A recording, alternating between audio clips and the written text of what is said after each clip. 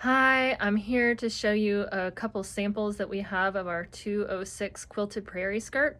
These are kind of special samples. They're a little bit on the nicer side, but one was used for a wedding dress and the other one is hand quilted. So we're gonna take a look at those and then I'll show you one that was pre-quilted that I just made.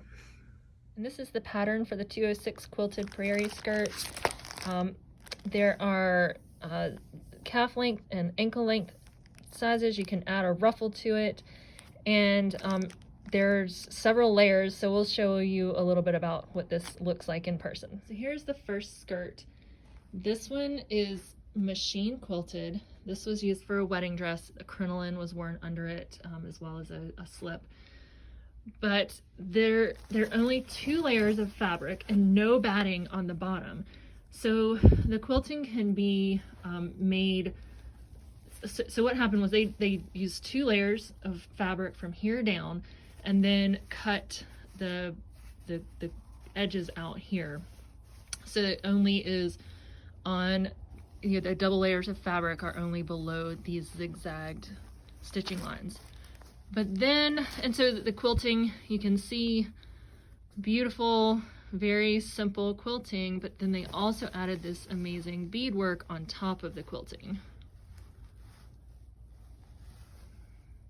And then a layer of quilting. And these are just 2 layers of fabric. There's no batting, again, underneath. There is the only way to get in this is just one side placket and a button waistband gathered all the way around. And here is the other quilted prairie skirt we have. The first was made of more of a satin, silk satin. This is like a silk sateen. It's a little bit thinner, definitely a softer, looser, it's got more of a flowy fabric. You can see that it is quilted with a similar pattern as the beading in the other skirt, but in the same sort of design.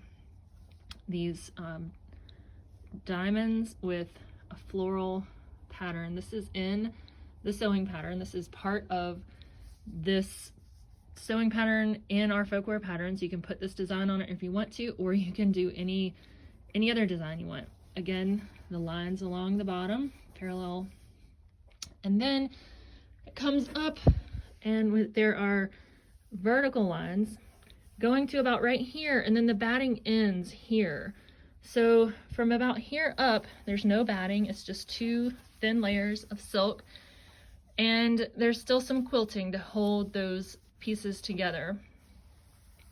This will be really warm and just hangs really nicely, but at the top there's just a lot less bulk, so there's not as much bulk along the hips. It also makes for a little bit easier, of course, to gather the waist. I'm taking a look at the inside. The placket here is a hook and eye with snaps, and you can see that the fabrics are still together on the inside. There's no batting at the top, and the batting starts about right here going down, but it looks the same on the inside as it does on the outside. This is just a plain white cotton, or sorry, cotton, plain silk.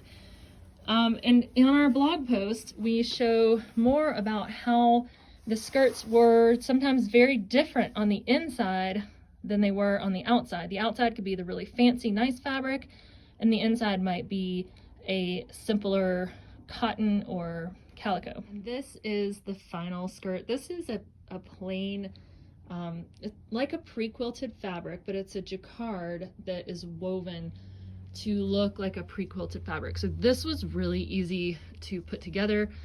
Simple skirt. It's gathered at the waist. So there is a little bit more bulk at the waist with this one. But you can see that this is actually woven. Really warm. You could easily make this with a pre-quilted fabric, and if you want to, especially pre-quilted fabrics that have similar fabrics in the color line, you can change to a simple to a 1 layer of a cotton from here up and reduce the bulk in the waist and along the hips.